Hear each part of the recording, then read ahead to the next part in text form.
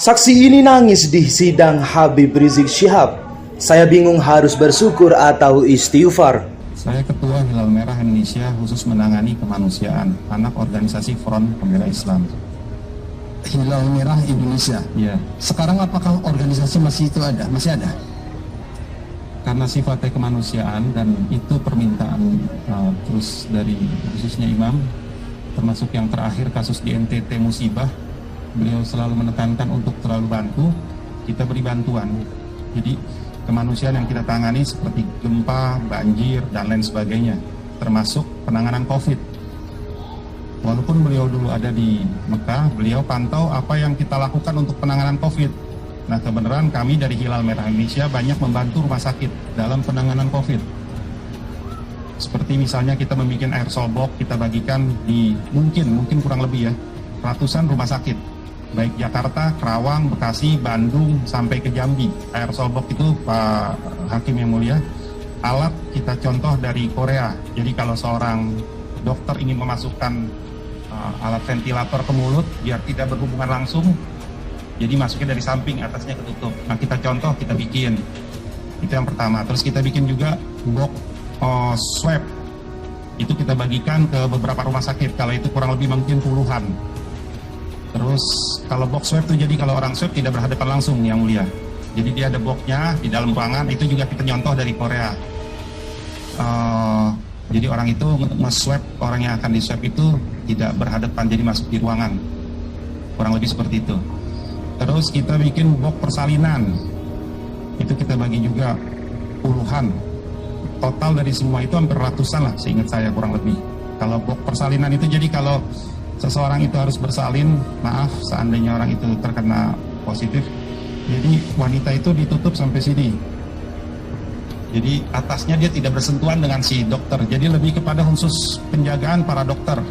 Jadi semua yang kita berikan ke rumah sakit untuk penjagaan para dokter, dan itu kita lakukan sejak awal, yang mulia, termasuk program yang masih berjalan dari bulan puasa lalu sampai sekarang. Kita membagikan makanan karena kita melihat kondisi ekonomi, faktor pandemi ini mempengaruhi semua masyarakat kecil.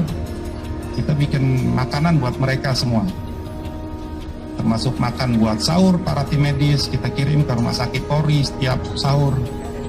Terus rumah sakit Budiasi, Pasar Rebo, rumah sakit Pelni, Wisma Atlet, setiap sahur. Karena kita berpikir kalau mereka berpakai hazmat gitu, yang mulia, mereka kan kita sering diskusi sama dokter.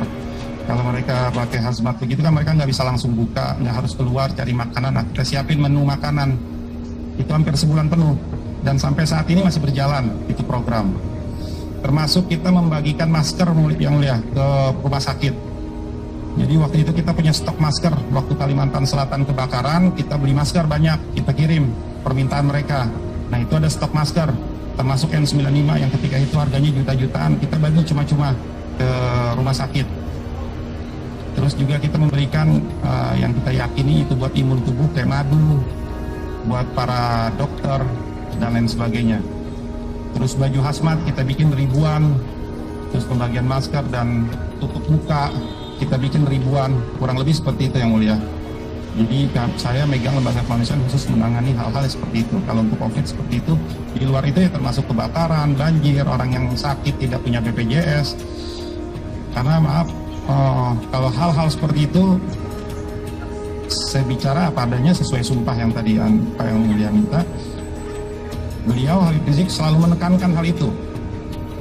NTT aja kemarin saya ditekan, bukan ditekan, maksudnya di Mekah tuh udah bantu belum, udah cari belum. Urus kemanusiaan tuh beliau benar-benar fokus. Jadi saya hanya diminta khusus fokus kemanusiaan. Misalnya di Palu, bandara belum bisa turun, kita harus cari jalan, kita masuk lagi Makassar, kirim makanan dari Makassar, dan lain sebagainya. Kurang lebih seperti itu, yang mulia. Banyak lagi hal lah, termasuk orang-orang yang sakit tidak punya BPJS, dan lain sebagainya. Termasuk pengurusan jenazah COVID, termasuk ya dan lain sebagainya, kurang lebih seperti itu, yang mulia. Saudara saksi bahwa FPI kan sekarang sudah tidak aktif lagi, dibubarkan. Apakah kegiatan kemanusiaan itu masih tetap berjalan sampai sekarang? Alhamdulillah sampai saat ini berjalan. Seperti yang tadi, masalah COVID masih berjalan. Kita beri bantuan buka puasa 1 hari minimal kurang lebih 300 sampai 400 box nasi. Maksimal di angka 1.500 karena keterbatasan tenaga dan waktu. Karena kita ngeboxin itu dari jam 1 siang, kadang jam 4 belum tentu selesai. Itu tiap hari. Kayak model hari ini diperkirakan hampir 800. Dan alhamdulillah yang mulia, makanan yang kita berikan juga luar biasa. Boleh kalau diizinkan ngasih, saya kapan-kapan boleh ngasih itu. Karena enak itu makanan Timur Tengah kita bikin mulia, karena berurusan dengan rempah-rempah. Kayak model nasi mandi, kebuli, biryani, kurang lebih seperti itulah.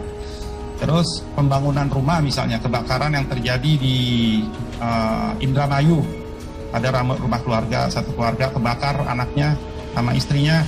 Nah, tim itu kita kirim ke sana karena banyak pengalaman kita yang mulia, rakyat itu punya BPJS tapi tidak berani untuk datang ke rumah sakit karena tanda kutip kalau dibicara itu dia harus keluarkan duit, atau mereka tidak bisa bawa anaknya ke rumah sakit.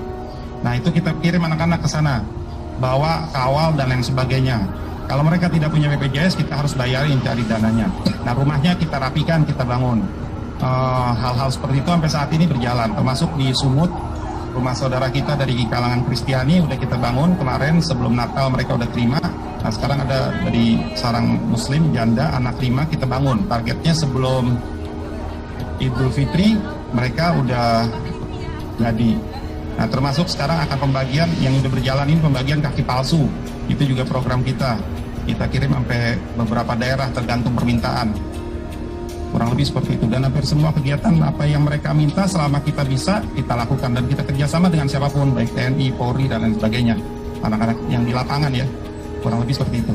Saudara saksi, setelah organisasi FPI tidak diaktifkan, tentunya kan sekarang apa nama organisasi yang baru untuk kemanusiaan yang saudara saksi kerjakan?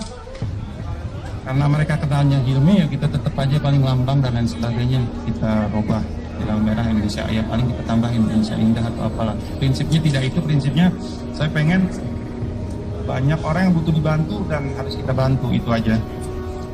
Dan terus berjalan.